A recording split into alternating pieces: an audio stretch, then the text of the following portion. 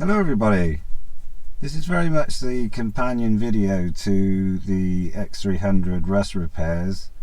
I just wanted to show you what happens after all the metal's been put in.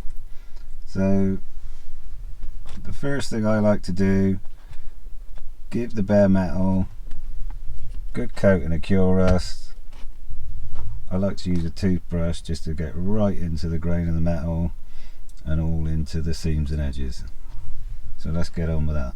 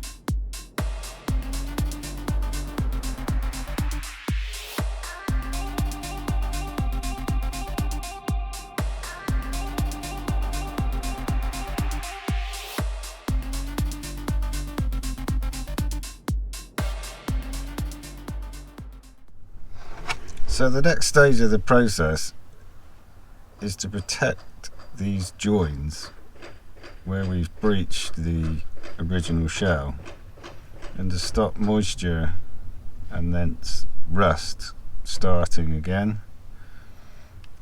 Any repair like this, whether it's a cheeky MOT patch much like this or whether it's a museum quality restoration, is basically a magnet to rust.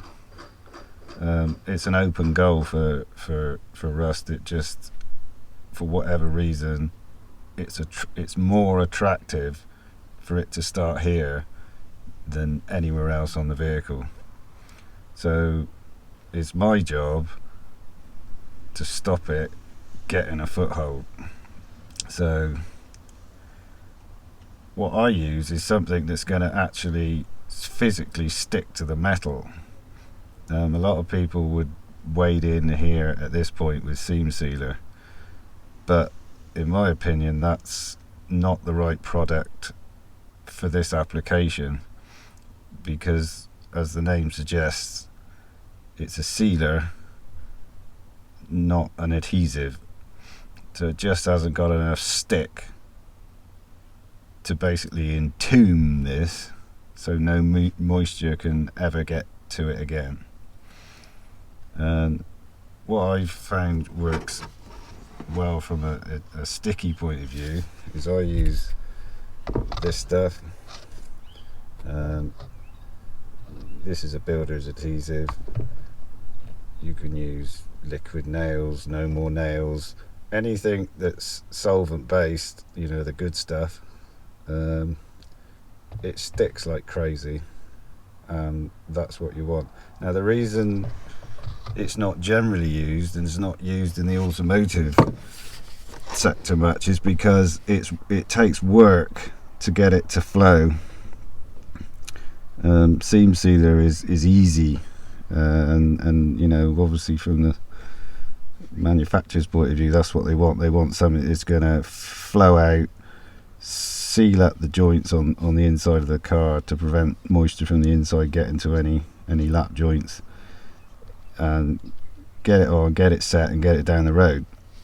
So if you have ever tried using this stuff, you will know that it can be a bit of a pain, because it would rather stick to your finger and it will clump up, and you'll think, well, this is no good at all for this application. But let me show you what the trick is, and it's actually not too bad once you get the hang of it.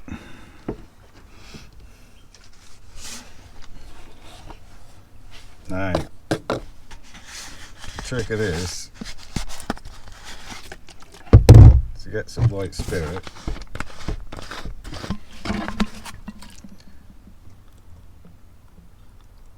Put it in a little container.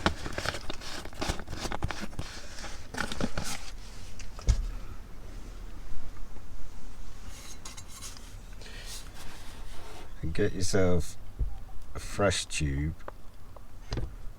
Once this stuff's been hanging around for a week or two,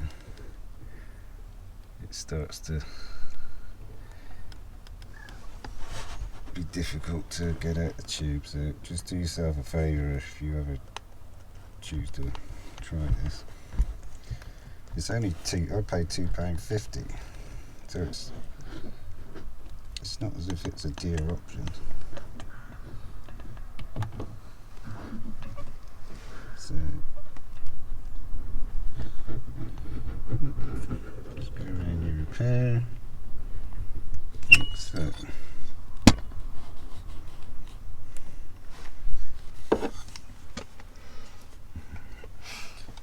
Okay, so this is where the magic happens.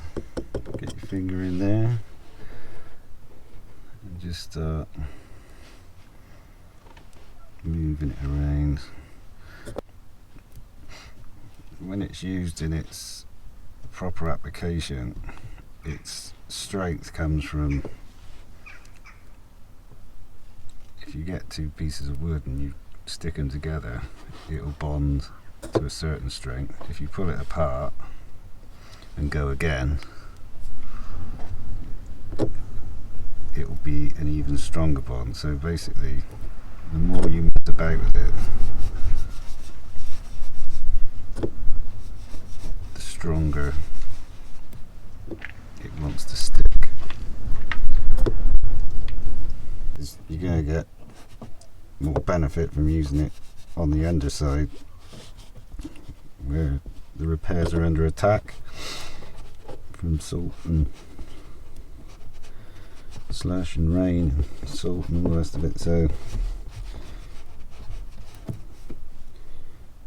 I wouldn't have a problem using seam sealer inside the car if I had any, but you've kind of got belt and braces if you use it both sides of the repair, because there's just no way that moisture's going to get in.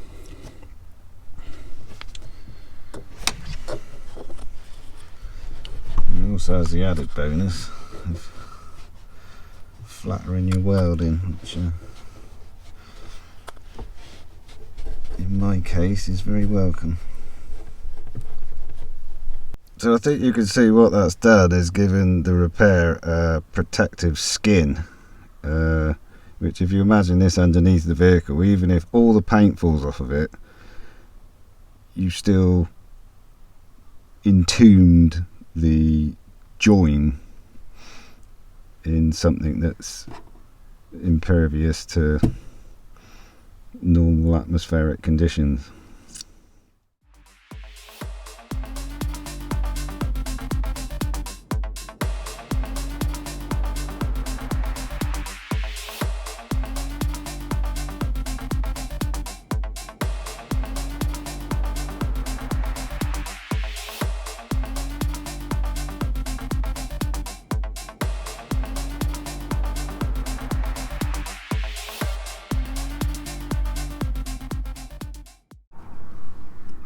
Okay, I'd just like to keep going until they're nice and the edges are nice and smooth, and you'll know when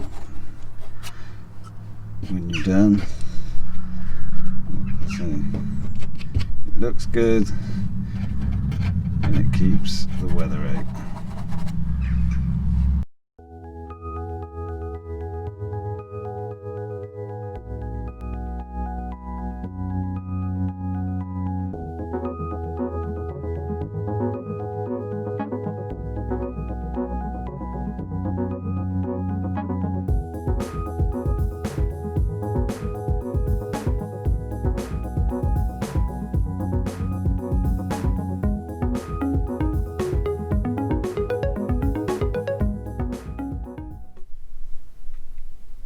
So when it comes to painting these repairs, I like to use direct to metal paint such as Hammerite or this one on the outside.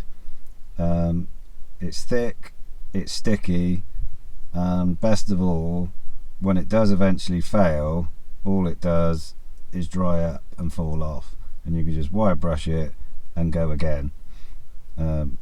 Unlike some coatings and whatnot, which have a tendency to hide the fact that they're failing, and you can end up, as we have had here, with big rusty holes because you couldn't even see what was going on.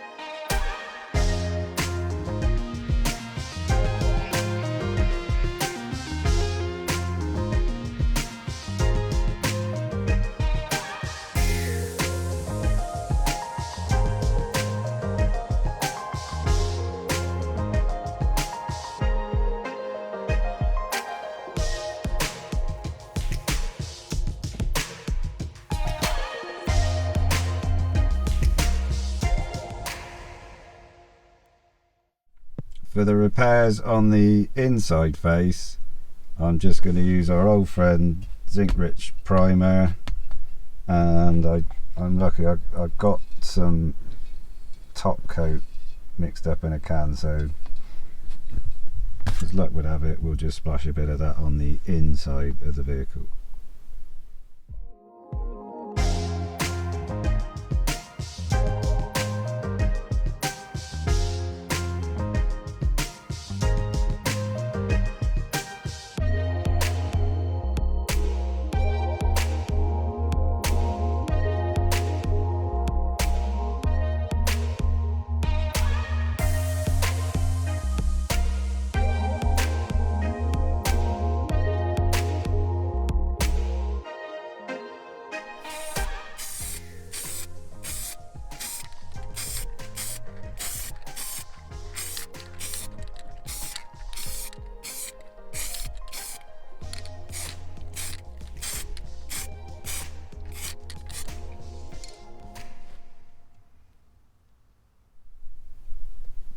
Okay then, so I think we're all done. At the end of the day, the biggest tip I can give you is don't leave your welding repairs on the drive till the middle of November.